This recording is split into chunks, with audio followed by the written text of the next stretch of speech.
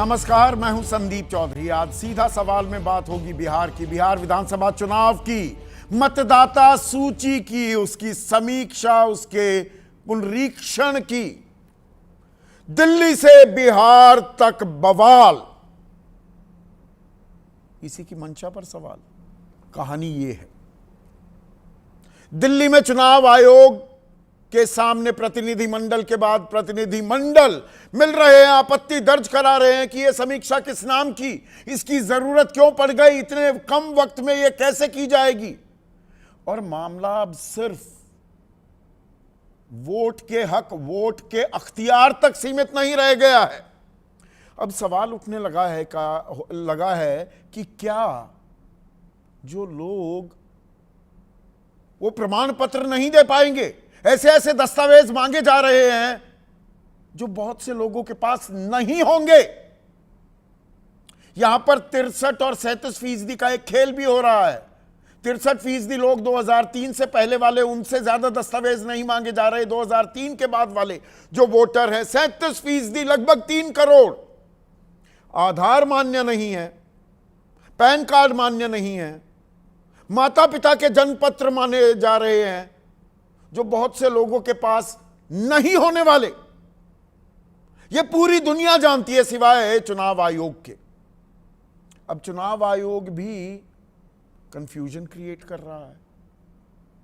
बिहार चुनाव आयोग कहता है कि नहीं, यदि आवश्यक दस्तावेज तथा फोटो उपलब्ध नहीं हो तो सिर्फ गणना पत्र भरकर बीएलओ को उपलब्ध करा दें।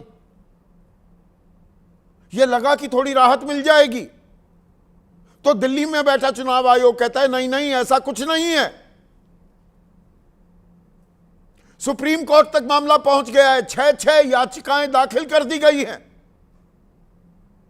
और उनमें एडीआर ने यही आधार भी बनाया है कि इसकी जरूरत क्या, और क्या नागरिकता भी छीन लोगे, जिसका वोट का हक छीन लोगे उसकी नागरिकता भी चली जाएगी क्या। यही बात असदुद्दीन ओवैसी भी कहते सुनाई दे रहे हैं। वो आज चुनाव आयोग से मिले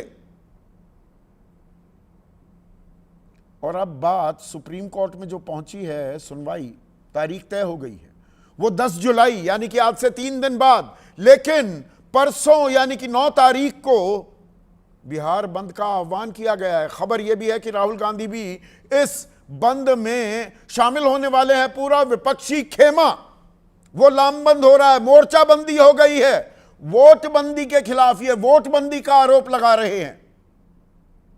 तो चक्का जाम होगा क्या, या क्या वक्त थोड़ा दिया जाएगा। ये परीक्षा से पहले वो विद्यार्थी सवाल उठाने लगते हैं ना, अरे परीक्षा में ये गड़बड़ झाला हो जाएगा, वो हो जाएगा। क्या विपक्ष बहाना ढूंढ रहा है? ये सत्ता पक्ष का कहना है कि बहाना ढूंढ रहे हैं। हार मुंह बाए खड़ी है उसके सामने, विपक्षी खेमे के सामने। लेकिन क्या पारदर्शिता और निष्पक्षता बढ़ती जा रही है? यही तो लाख टके का सवाल है, क्योंकि आपका वोट देने का हक ये तो बेसिक फीचर है किसी भी डेमोक्रेसी का, किसी भी लोकतंत्र प्रजातंत्र का। तो दिल्ली से बिहार तक बवाल, इसी की मंशा पर सवाल। ये कहानी लगातार, इसमें नए अध्याय जुड़ते जा रहे हैं। जब से पुनरीक्षण या वोटर मतदाता सूची की समीक्षा का आदेश जारी किया, हो चुकी है वो शुरू 25 जून से। अब 18 दिन और बचे हैं आपको अपने दस्तावेज जमा कराने के लिए। और इसमें कहानी सिर्फ एक लाइन की है दर्शकों, बिल्कुल अगर मैं सरल रखूं। आधार को जन्म पत्र का आधार क्यों नहीं माना जा रहा? सारी कहानी यहां है, उसी से यह पूरा बवाल उपजा है। चुनाव आयोग ने 11 दस्तावेज की एक सूची दे दी, इनमें से कुछ दे दो, पर आधार नहीं मान रहा और पैन नहीं मान रहा। जबकि दर्शकों, कहीं चले जाइए, बैंक अकाउंट खोलिए, कहीं कोई इन्वेस्टमेंट कीजिए, किसी होटल में जाइए, पासपोर्ट बनवाइए, ड्राइविंग लाइसेंस बनवाइए, सब जगह आधार चलता है। मतदाता सूची को से आपका आधार जोड़ा जा रहा है, पर चुनाव आयोग न जाने किस अक्लमंदी में वो कह रहा है नहीं, ये नहीं मानेंगे। अब इसमें थोड़ा रायता और फैलता दिखाई दिया कल, कल दुनिया भर के अखबारों में चुनाव आयोग का एक विज्ञापन आया। उस विज्ञापन में क्या कहा कि बिहार में मतदाता सूची विशेष गहन पुनरीक्षण, कृपया ध्यान दें, कोई भी योग्य मतदाता ना छूटे। उसमें क्या कहते हैं, यदि आवश्यक दस्तावेज तथा फोटो उपलब्ध नहीं हो तो सिर्फ गणना पत्र भरकर बीएलओ को उपलब्ध करा दो। फोटो नहीं है आपके पास, जनपत्र का कोई दस्तावेज नहीं है, दे दो, भर दो। तो लगा ये तो अब राहत दे दी। वैसे भी दर्शकों, एक समरी रिवीजन, विशेष एक समीक्षा, पुनरीक्षण अक्टूबर 2024 से जनवरी 2025 के बीच मतदाता सूची की बिहार में चुनाव आयोग कर चुका है।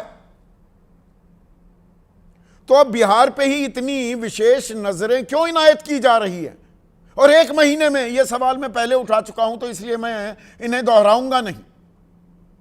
और अब यहां पर यह असमंजस, इश्तिहार आते, ये विज्ञापन आते हैं और विज्ञापन के बाद शाम होते होते चुनाव आयोग कहता है कि नहीं,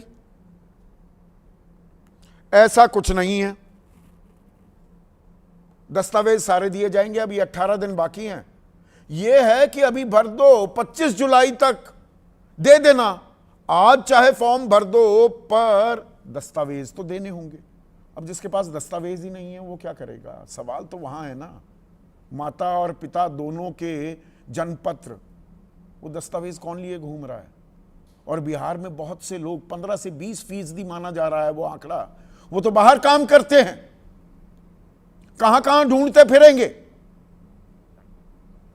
असदुद्दीन ओवैसी, वो भी आज मिलते दिखाई दिए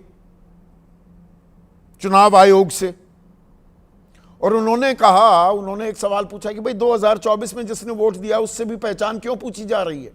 अब ये बड़ा वैलिड सवाल है। 2024 में अगर फर्जीवाड़ा करके कोई वोट डाल गया जिसको वोट डालने का हक नहीं था, ये तो 24 के चुनावों पर सवालिया निशान लग गया।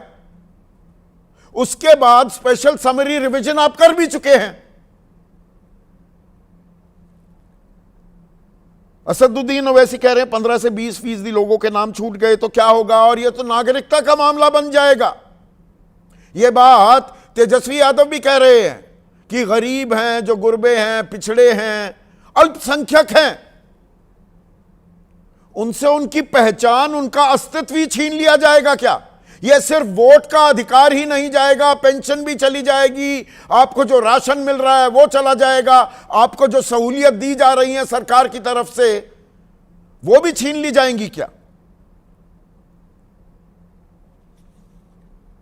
साथ ही साथ मामला सुप्रीम कोर्ट भी पहुंचा है। एक नहीं, 6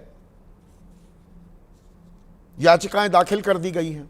एसोसिएशन फॉर डेमोक्रेटिक रिफॉर्म्स, उन्होंने याचिका दाखिल की है। पीयूष सीएल ने, योगेंद्र यादव, जाने माने चुनावी विश्लेषक भी हैं, सामाजिक कार्यकर्ता, मनोज झा, राज्यसभा सांसद हैं आरजेडी के, महुआ मोइत्रा, ये सांसद हैं तृणमूल कांग्रेस की, और मुजाहिद आलम, पूर्व विधायक जेडीयू के विधायक भी सुप्रीम कोर्ट पहुंच गए हैं। 10 तारीख तय हो गई है। लेकिन यहां आपको मैं बता दूं, कुछ दिनों पहले मेरे कार्यक्रम में देश के सबसे बड़े वकील हैं अभिषेक मनु सिंघवी, मैंने सवाल पूछा आप क्यों नहीं जा रहे, अदालत का दरवाजा क्यों नहीं खटखटा देते? वो बोले अदालत में जाएंगे, ये प्रक्रिया ऐसी फास्ट ट्रैक की गई है कि नोटिस दिया जाएगा चुनाव आयोग को, वो वक्त मांगेगा जवाब देने में, तब तक आदर्श आचार संहिता, मॉडल कोड ऑफ कॉन्डक्ट भी लागू हो जाएगा, कोई फैसला नहीं आने वाला। ये अपने आप में बेईमानी हो जाएगी, रुकेगी नहीं ये प्रक्रिया। यहां पर some common sense has to dawn on the Election Commission. वही फैसले की समीक्षा करने का जो फैसला है उसको रिविजिट करे, तभी कुछ होगा।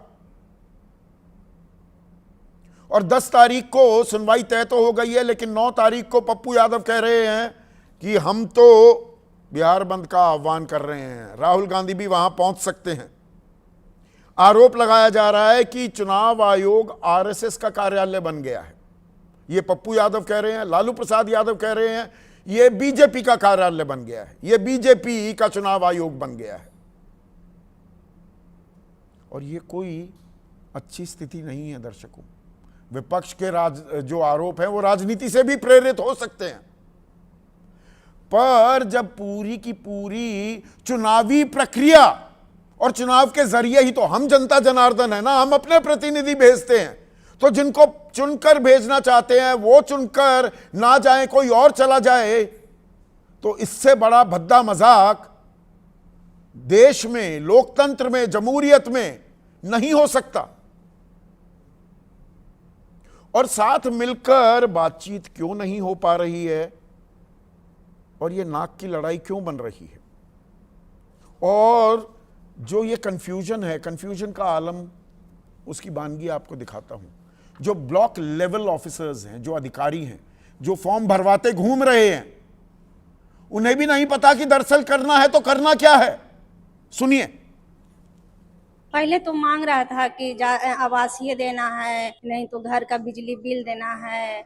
अब तो बोल रहे हैं कि कुछ भी नहीं चाहिए, सिर्फ उसका प्रूफ रहना चाहिए कि मतलब आधार कार्ड में जन्म तिथि रहता है, तो आधार कार्ड के अनुसार से उसको फार्म भर देते हैं। जातीय आवासीय मांगता है, सर्टिफिकेट मांगता है। पहले बोला गया था, अब तो मतलब कुछ नहीं है, वैसा कुछ नहीं है। अगर जो दे रहा है ये ले रहे हैं, नहीं दे रहा है फिर फॉर्म वैसे ही फोटो को चिपका करके ले रहे हैं। समय तो कम है ही, ऐसे बहुत समय। 2003 का अगर उसमें नाम है तो 2003 वाले लोग का कुछ नहीं, बस ये सब नाम पता भर के तुरंत साइन करके हम फॉर्म सबमिट कर सकते हैं। दर्शकों, कुछ समझ में आया आपके? ये ब्लॉक लेवल ऑफिसर्स हैं, ये चुनाव आयोग के कर्मचारी हैं जो फॉर्म भरवा रहे हैं, इन्हें कुछ नहीं पता, कंफ्यूजियाए हुए हैं पूरे तरीके से। तो आम आदमी के साथ क्या हो रहा होगा? इससे बड़ा, इससे भद्दा मजाक लोकतंत्र में हो सकता है क्या? कर्मचारियों को नहीं पता करना क्या है, तो आम आदमी को क्या समझाएंगे? बिहार चुनाव आयोग कुछ कह रहा है, केंद्रीय चुनाव आयोग कुछ कह रहा है दिल्ली में बैठा हुआ, तो राजनीति तो हावी होगी ही, पर चुनाव निष्पक्ष होंगे क्या? सवाल तो यहां पर आ जाता है ना। ये 2,94,00,000 लोग हैं जिनको ये दस्तावेज देने होंगे।